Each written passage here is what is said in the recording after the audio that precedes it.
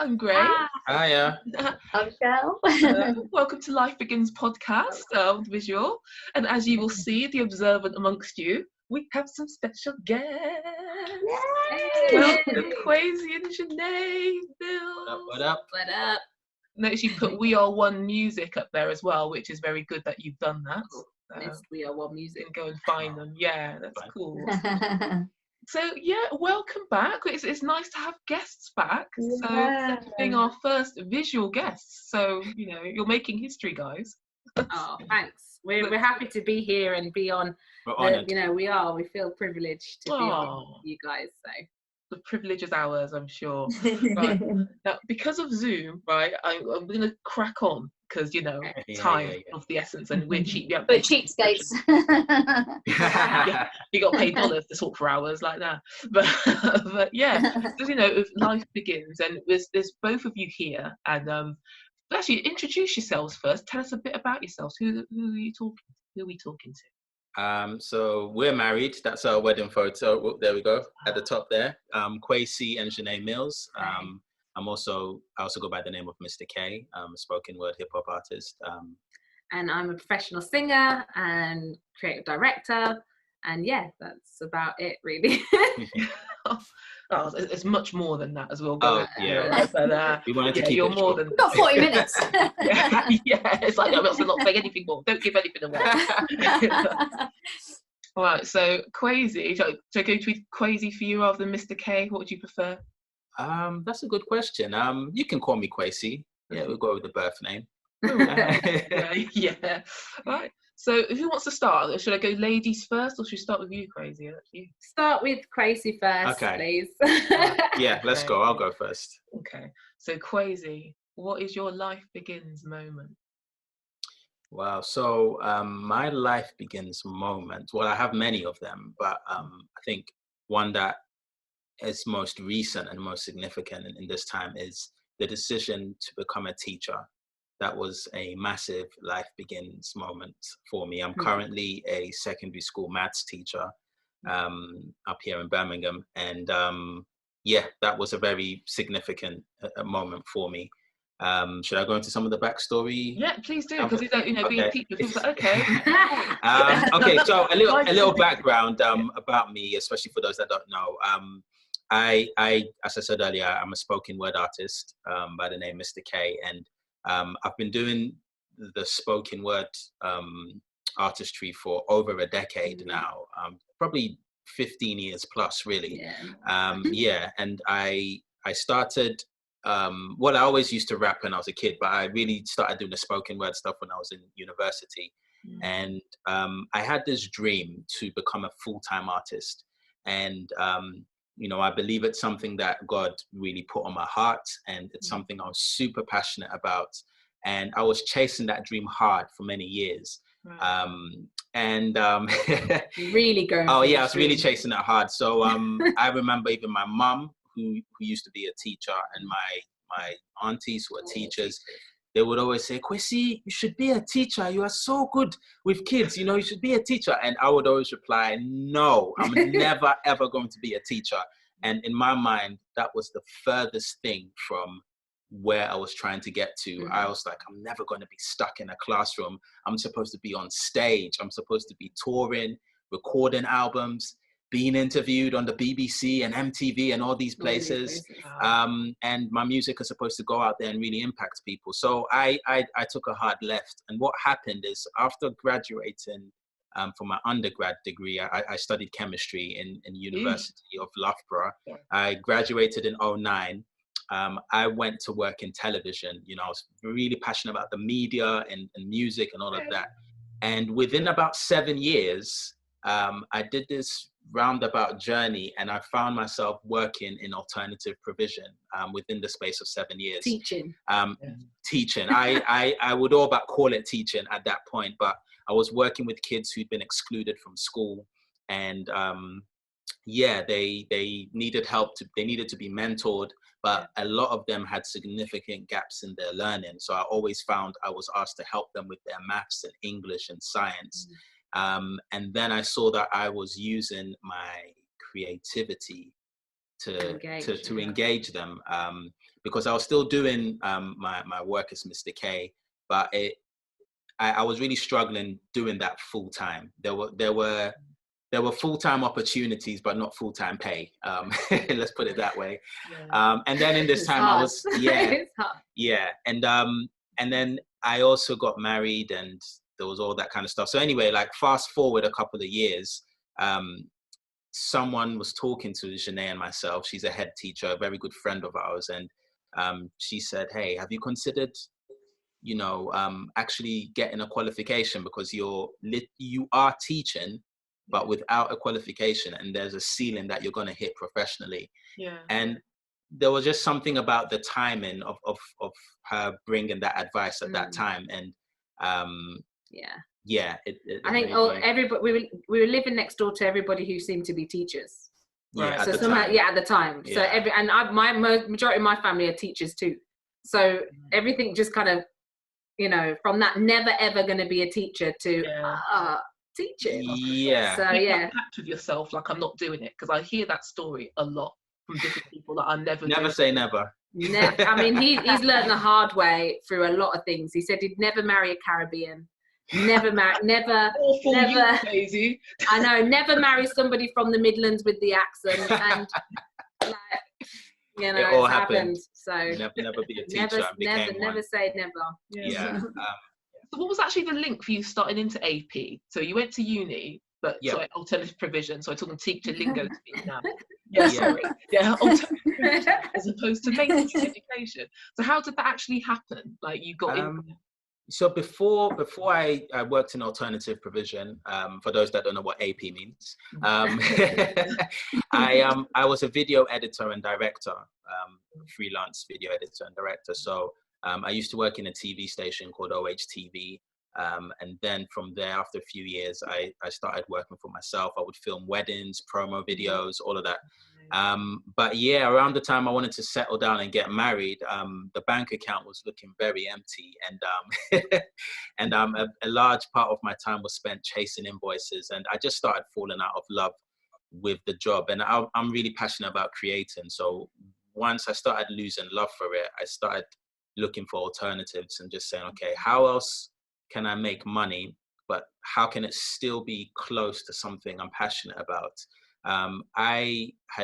We grew up in a church that, there were a lot of us as young people, and as we grew older, we started finding ourselves as leaders for those underneath us. So for years, we were involved in a lot of youth work, and going off to different church camps and things like that. So I was like, what about youth work? So I spoke with a good friend of mine, and he said, "Oh, I know this company called Fresh Start in Education, and they deal with kids like this. Maybe you should check it out." So that's kind of like how I started transitioning into alternative provision. Church youth work will get you.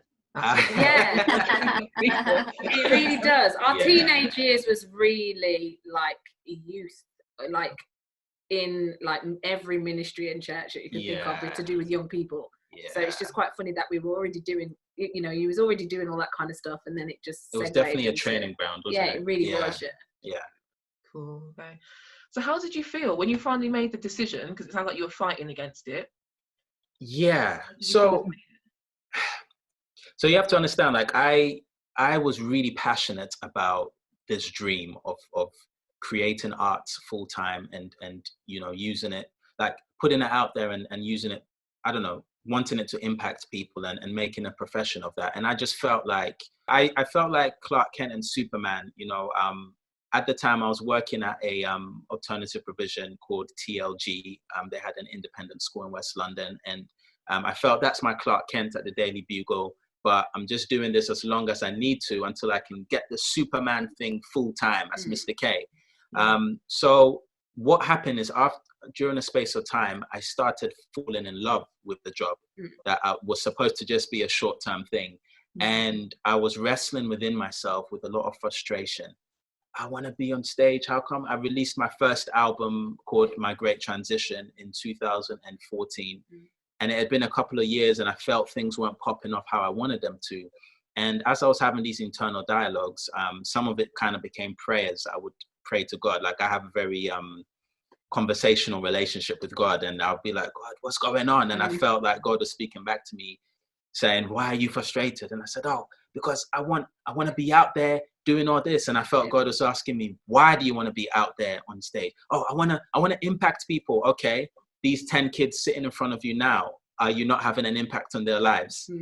And I was like, yeah, but, and he's like, yeah, but what? Like, and I had to start being quite introspective and asking myself, is part of these desires, you know, what's the word I'm looking for? Just about myself, or just about because I love it, and like how much of it is, oh, I really want to make a difference, and how much of it is it's about me. It's all about me. And you know, it wasn't totally the case that it was one or the other, but it was a bit of both, and I had to ask some questions. So by the time this conversation was had, I realized, actually, I think, one, I'm liking this profession, and also I'm seeing I'm making a real difference. And also I'm seeing the academic and the creative worlds coming together. I always kept them apart, but I was seeing that they were one and the same. And and I started thinking differently about the dream at that point as well. Like I felt like God showed me this analogy of, I'd been looking through a keyhole and seeing Mr. K on stage doing music, but he was saying, I want you to open the door and see the bigger picture, which includes you as a husband, being there for your wife, for your family, as a leader, you paying attention to your finances, all of that. It's not just that being on stage and making music is definitely something that is going to be happening, but that's not the only thing. And sometimes I feel like we can get so tunnel vision that we bankrupt the rest of our lives for this one thing, and then we get that thing just to find out that there's nothing else there. So because you talk about your dreams, and you've got really good dreams. And by the way, like do listen to My Great Crap Transition as well on Spotify. And also Between Dreams and Reality by Mr. K. Very good albums. How did I get there? No, it's really good because your dreams are really clear. And me and Shell have had lots of conversations about dreams, especially in the last few months and this time. Like something that we're going to talk about in another episode, actually, is like being in this time of lockdown when you just feel like life's thrown this curveball, and all of a sudden it's like, what's happened to my dreams? I had plans. So for you, realizing that, you know, you're broke. I should have just said that. That's a lot shorter way to say it, isn't it? What's going on? Like, did you feel that it was a gamble going into teacher? Were you scared that your dreams might dissolve, and how absolutely maintain your dreams? And I will just say that because like watching from the like looking in, he was really crapping himself, to be honest. Like he really was scared. Like he just felt that it's over, but we need to be sustaining like life, getting everything sorted, jobs and stuff like that. And I think for him it was like, oh no, like that. He always says you have to let go of a good thing to be able to receive a greater thing. If you're holding on to this good thing that you think, oh, this is in your own imagination how it's going to be and what it's going to look like, then you don't even give room for anything different or anything that could expand. So that sacrifice of going, okay, I give it over to you, and just trusting that it's all going to work out was really difficult. But I think with everybody, once you do that, and just take a risk, like it's just one day, like just take a risk to do that, and you can see the results. Like I think you get a bigger harvest as well. There's a lot of people just pulling out the produce quick.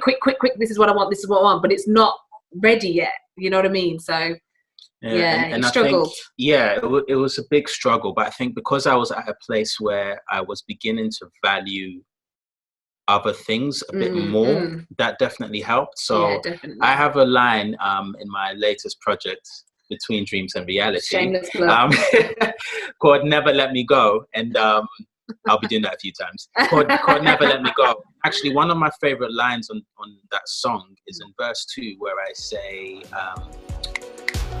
I had no idea that what What started off as scribblings in my notebook would make its way to people's ears over beats and hooks. I have played on stages across the seas. The hundreds and thousands have applauded me.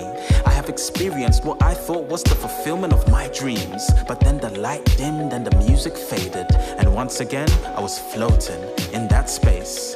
Before, during, and after dreams, there's only one constant, blazing intensely across planetary night skies. And then I go on, and what I like is the fact that before, during, and after dreams. And I had to realize that actually, as I said a bit earlier, my marriage is important. Like, we got to a point in our marriage, and I mean, people from the outside looking in, were thinking, oh, these guys, they have it all together. Wow, they're married artists. Wow, they're always doing good things for the community and for you. Wow, they're traveling. Wow. But it's like, actually, it was getting to a point where our marriage, aspects of our marriage, were becoming like a really good business partnership. And we weren't actually dating, communicating as much. We had somebody say to us, oh, it must be great being able to work with your husband, because I was doing the alternative provision as well with him. So I was doing the creative and the mentoring and all that kind of stuff. So it must be really good to work with your husband. I'm like, yes, I could never work with my partner. So, okay, cool. So, but you must see each other all the time. I said, but it's work.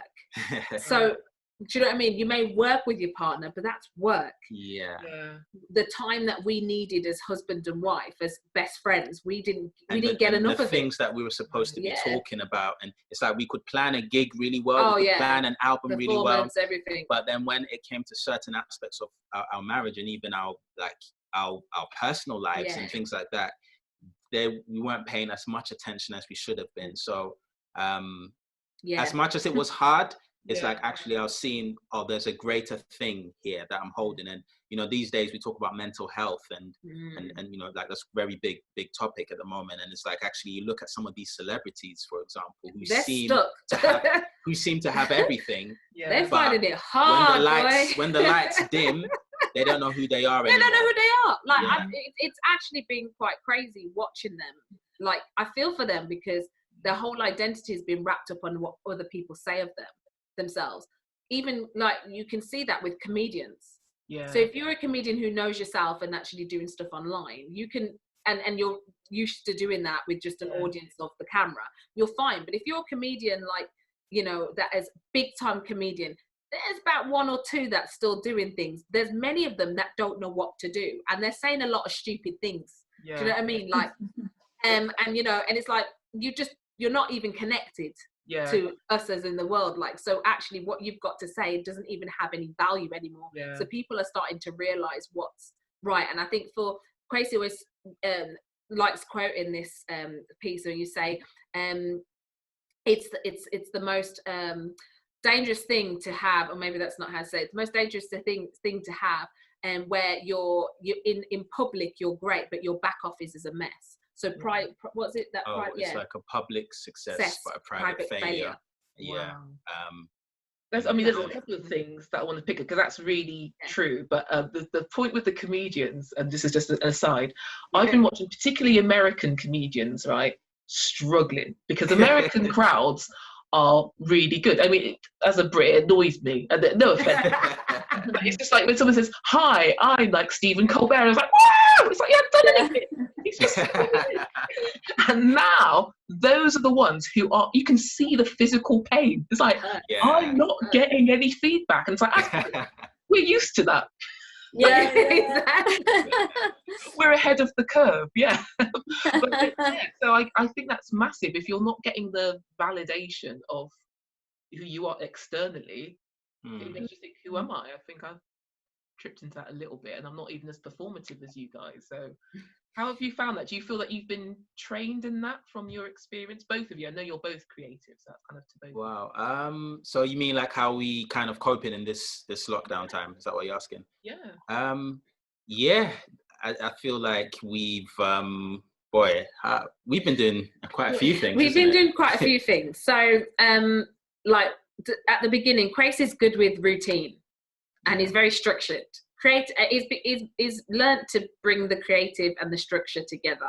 I'm just creative. So it's a case like whatever the day is saying, that's I'm just cool with no structure. Like, listen, let's just do the day. It's cool. But I've had to learn we've learned each other's, you know, likes and what we, work well with. So structure is good for me. It's not that I don't like structure. It's just that you need color with structure. So when he introduces structure or routine, it's filled with color and daffodils and butterflies. So I'm now engaging. I'm doing it for my students. So I'm just like, oh, okay, let's look at the bills, you know. Woo, it's in pink. So I'm more like that. But I think because we established from the beginning a routine, so we did from Monday to Friday, we have devotion, which is us going into the Bible together or individually and coming back and just really looking at what God's saying to us in the morning, giving our day over to him. So that was really good, and just keeping that. And then Kwesi then went to work because he's a key worker, so he's still going to school. So he's got his students coming in. I go to school on Thursdays. Oh, but I mean, like, you're going to school, like, so in the study. That. So he's going to school in the study of our house. So that's it. He dresses up in his suit and tie. Sit at the table. And he does that. That's a really big thing that I just couldn't do. I would be in my pajamas, but he has to get in that mindset, which I really respect him for that. I really admire him on that. And then we've just been making sure we have little free time. So if that's us playing the keys or learning to play the keys or learning to play the guitar or doing or even just having dinner together at the table, putting our phones away and actually engaging with each other. And then on the more creative side, we've like had to ask ourselves, okay, what can we give during this time?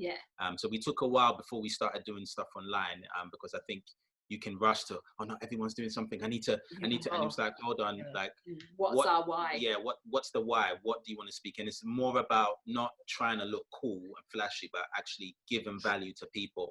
So then from that was birthed my weekly series called Out of My Mind Live, which I do every Sunday at 7 p.m. on Instagram Live. And it's just an hour show where I perform new pieces, I engage and interact with the audience, and I have special guests that I interview, and also just try and leave people encouraged and inspired. And that's been like, the response to that has been phenomenal. I think what I was going to say is also that though we have that routine, just a disclaimer, it soon flopped after a while. So then it's kind of like you get to that plateau. It's like, oh, you just one day where you just don't do what the routine says. And then, oh, okay, the next day. Oh, okay, we'll kind of get there. Oh, the we're next still day. In progress. So we're still in progress, but we're getting back to it. So I just thought I'd put that in there. Yeah, you're making us feel insecure, so thanks for that. Do you know what I mean? I just wanted to let you know. We ain't got it all together. We ain't got it all together. Okay, it's like, this is the insight. Even when you were talking before about like the challenges of being creative and married, I thought, is this what it's like for Beyonce and Jay-Z? I don't know how their egos work. I just think they have to, hype each other up, innit? Yeah, but they have had their issues as well, which people do. Of course, it's all in their music. Yeah. They're human. You're more together than them, so that's it. But no, that's cool. Wow. I wanted to ask you about sort of, because I'm really interested in sort of, during lockdown, like with roller coaster of emotions, I've sort of felt like, dreams have either there's been days where I've felt, oh yeah, I feel excited about dreams, and other days where I think, oh, what's the point, can't see an end to all this, and were they the right dreams in the first place, and sort of have doubts. And I'm just wondering whether sort of either during this time or even all throughout, whether your sort of your sureness about your dreams have fluctuates, or have you always felt very sort of strongly about them? That's a very good question. That's a deep question, Over to you. I have an answer. I've got something for it, but I'll give you. So I think yes and no would be the answer to that question. So yes, in the sense of you have to constantly check in. You have to constantly reflect. One of the big things that came out of my teacher training at University of Birmingham was the importance of being reflective. When you teach a lesson, don't just say, oh, that was really good or that was really bad and move on. if it was really good or bad, why was it good or bad, and how can you improve? Because it's always about that. So I feel like even with dreams, as sure as you feel, it is worth every now and again coming back to, okay, is this right? Or is for this season, is this still the same thing? Does it have to adapt? Because there's a saying that you could climb the ladder of success only to find the ladder was leaning against the wrong tree. And you only get to that realization if you're constantly reflecting. But then as well, I wouldn't be too pedantic about, you know, having to overthink this thing before you do anything about it, because then you can have analysis paralysis.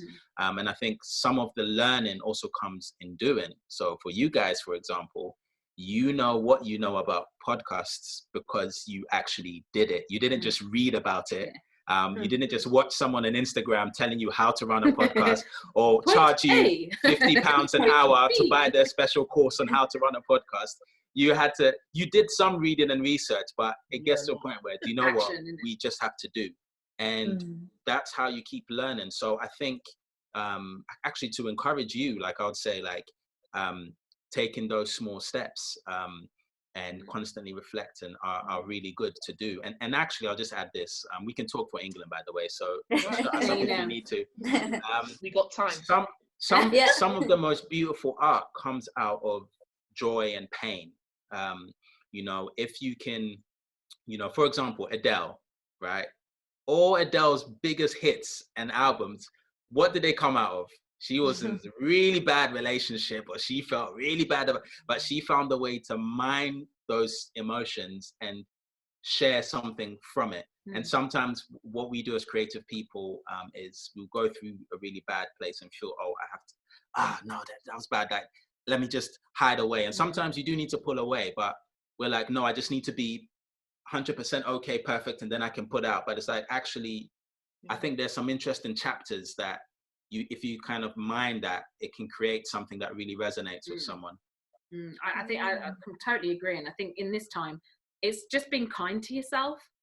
I think we're really overly, I'm the worst for it. You'll hear about that later on, but I can be really encouraging for everybody else, but so really discouraging and really hard. Like it has to be perfection within me. Like, oh, it can't come out any other way other than what I think it should be. And it's just so debilitate. Like, is that the right word? I know the word you're trying to say. Yeah, it's debilitating, right? Is that right? Okay, so sorry. I can tell I went to school. Maths teacher, not English. I was all about the vocational. So can I add to that? Go on. Like, one of our friends a few weeks ago asked us a really poignant question, and they said, if you had a friend who treated you like you treat yourself, or spoke to you like you speak to yourself, would you really be friends with that person? Yeah. And that made us stop. I was like, oh yeah. Oh yeah. Like, I don't like me like that. I don't like that voice, my voice, you know. And I think this is the time, as hard as it's been out there, it's kind of like that whole thing of looking at where you are, where you've been, where you are presently, owning that, and where you can be. We don't know what it's going to look like in a few months' time, let alone tomorrow. Do you know what I mean? Yeah. But it's like, what do you have in your hands that you've had for so long, and now you've got the time to cultivate, dig, water it, go online, see who else is doing it, put it all together. Let's see what this looks like. And then, oh, it doesn't look like I thought. Oh, and also the dreams that you have, we are gung-ho on our dreams, and that's fine. It's a vision, it's a dream we've been given, and we're holding on to it and that. But then the terrain changes, just like a farmer, like the farmers in this country has been struggling because the weather's been going on all kind of thing. So where they would normally plant and farm, they're having to now figure out, okay, the weather's this way and it's too warm for this particular produce. What's going to work for this time? It doesn't mean that the way to do it has changed. It just means you may need to use another product, or you may need to go, oh, this works well for this. I didn't think this would be in conjunction with the dream I already had. Yeah. Right. So we can be shut off to anything new, but actually I feel like God's saying to us, as a Christian, God's saying to us, think of it in this way. Change the perspective. Stand on this side of the boat instead of standing on the other side of the boat, and say, oh, I didn't know that could work. And you have no idea. Once quarantine's over, or we get to a point of normality, it's very restrictive, not lockdown, it's restrictive. What you've been learning in this time is like, oh, that's right for this season. Like, if I hadn't have started then, or actually taken a risk, I would have never had this now for then, like, you know. So that's it really. Wow. There were so many gems. I can't pick it all out because it was you spoke to me. I'll be watching this again as well, thinking, bless. Because like I said, Shell and I have had these conversations. There was it's been part of the, I suppose, the lockdown experience for a lot of people. Absolutely. Hey. We're passionate. We're Definitely. Really, you know, like, that's why I called my latest project Between Dreams and Reality, because I wanted to talk about that in-between place. We talk a lot about dreams, which is great. We talk a lot about reality, which is great, about the in-between. And I feel like we can play extremes of that. You can have someone who is living in daydream land, la la land, and not doing anything realistic. You can have someone who is so pragmatic and so logical that, no, practical, it has to be like this, we can't have that. And it's like, actually, it's about owning that in between. And I think social media is great. I'm not one of these people who says it's all evil and all that, but there is a side to it that it feels takes like, your focus away. and it feels like everyone seems to have made it except me, you know. And Comparison is awful.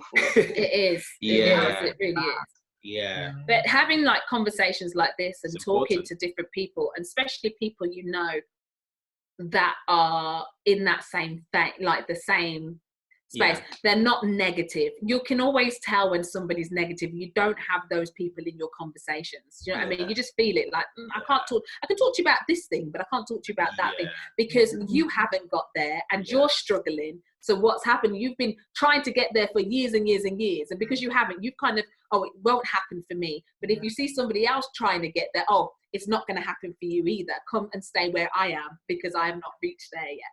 And I think, but it's very good to just make sure that the people that you keep in your circle, look at those people and share, you know, the first receptors, I think it's called, or the first followers, the ones.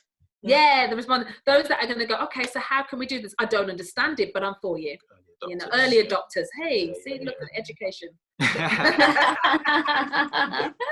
Oh no, that is so true. And Kwesi, you know, going back to the original Life Begins moment, I love that you've chosen teaching as your life begins. Like, you could have chosen the dream as your life begins. That's become something that you said you would never do, but it's now become your life begins moment, and that you're doing concurrently. I think that's really inspiring. Like, for thank you. You might think, oh well, that wasn't the plan. And made it the plan and more. Because Kwesi is still very creative, by the way. I'm gonna do some plugging for you. So you can put your own bit down. He's very creative. Really amazing. And for anyone who's not listened to spoken word, and you know, I am a late adopter to spoken word, of it. And I think I was just thinking about smoky bars and you know, just reading a book. It was like, okay. Great. I really recommend The Great Transition and Between Dreams and Reality. You can find them on Spotify. I love the storytelling aspect of both albums. Do tune into his Out of My Mind show on Instagram. This is good. You didn't get the other one in physical print, but the other one's out there too. This is the back of this one. Yeah, there we go. Really good. And I think it's amazing. And to see you perform, so when Mr. K is back on the road, oh man, I can't wait. Because you did a show at Christmas, just before Christmas. It wasn't a Christmas show. And you hosted. I did host, but the highlight was indeed Mr. K, and it's amazing. Really, like you. I never thought I'd go to a spoken word gig and just be like, what? So it was great. Even from the rehearsal, me and Shell were like, so, bless you. Thank you. Really, really good. So yeah, I recommend it. I'm trying not, because I don't want Zoom just to cut us off and be dry. I know. That's got 1 minute look like. But before, let's just say we've got a few minutes. Kwesi, what would be your advice to people who are maybe taken their option 2 or the option they never thought they would take? What would you say? You said loads of things in this conversation already, but what would be your elevator takeaway? Like, wow.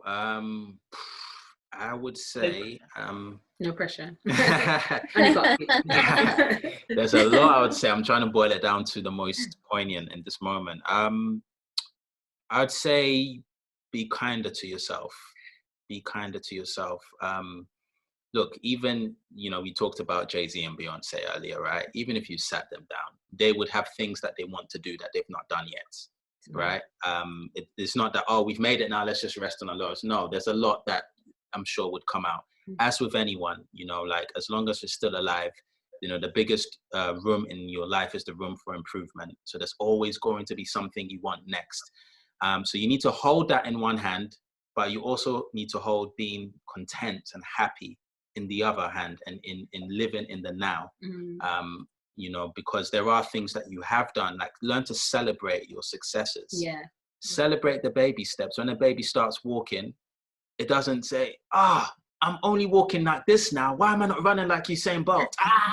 No, it's like we clap when the baby's taking one step and it falls down. So it's like, actually go back over what is actually going on and celebrate what is you are doing well. And I think that's important.